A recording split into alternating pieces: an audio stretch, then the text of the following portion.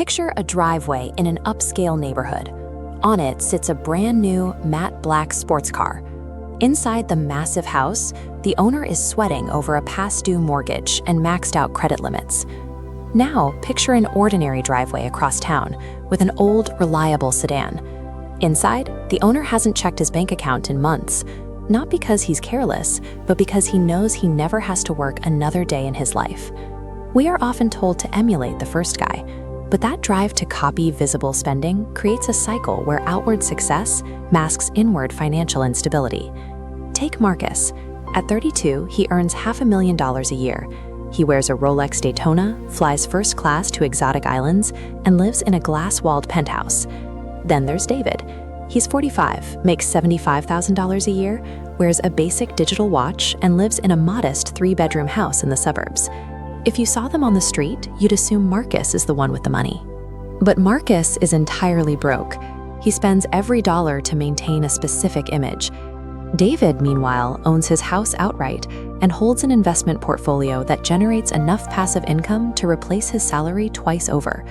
This is the difference between being rich and being wealthy. Being rich is simply a measure of current income.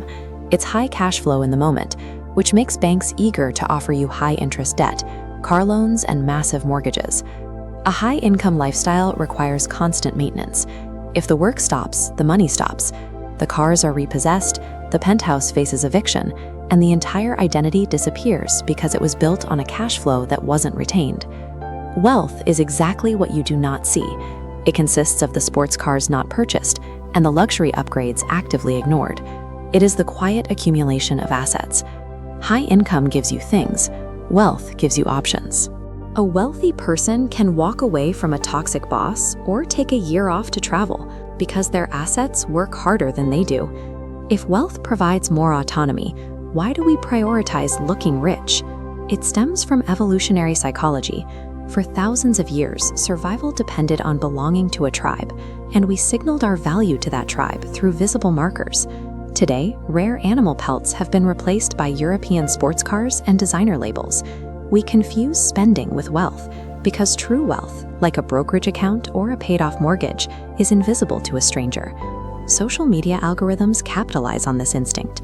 We scroll through highlight reels of private jets and custom wardrobes, rarely seeing the credit card debt or the rented supercars behind the camera. This creates a cycle of performative spending. People trade their future independence for digital applause, bankrolling a lifestyle they can't actually sustain. Breaking this cycle requires a change in how you view a dollar. Instead of seeing what that dollar can buy, focus on what it can earn. Warren Buffett is one of the most successful investors in history, but his lifestyle doesn't match the stereotype of a billionaire. He still lives in the same house in Omaha he bought in 1958 for $31,000. He eats fast food for breakfast and drives reliable standard cars. His wealth is measured in global influence and personal autonomy, not exotic toys. Then there is Ronald Read. He spent his life as a janitor and gas station attendant, wearing old flannel shirts and driving a second-hand car. When he died in 2014, he left behind an $8 million fortune.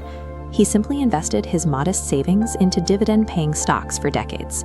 This principle is common among retail titans. Sam Walton, the founder of Walmart, famously drove an old Ford pickup truck even after he became a billionaire. Ingvar Kamprad, who started IKEA, drove a 20-year-old Volvo and shopped at flea markets. These men recognized that constantly displaying money is one of the fastest ways to exhaust it. They prioritized the security of the asset over the status of the purchase. To achieve this, you must separate your self-worth from your daily spending.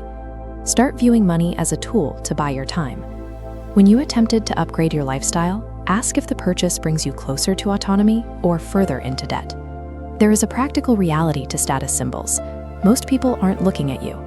When they see a luxury car, they are usually imagining themselves in the driver's seat. The possession is just a mirror for their own desires.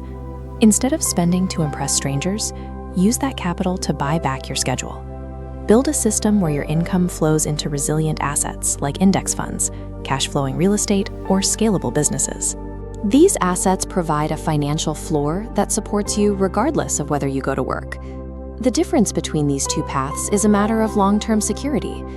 Being rich is a temporary state of high income. Being wealthy is a permanent state of autonomy.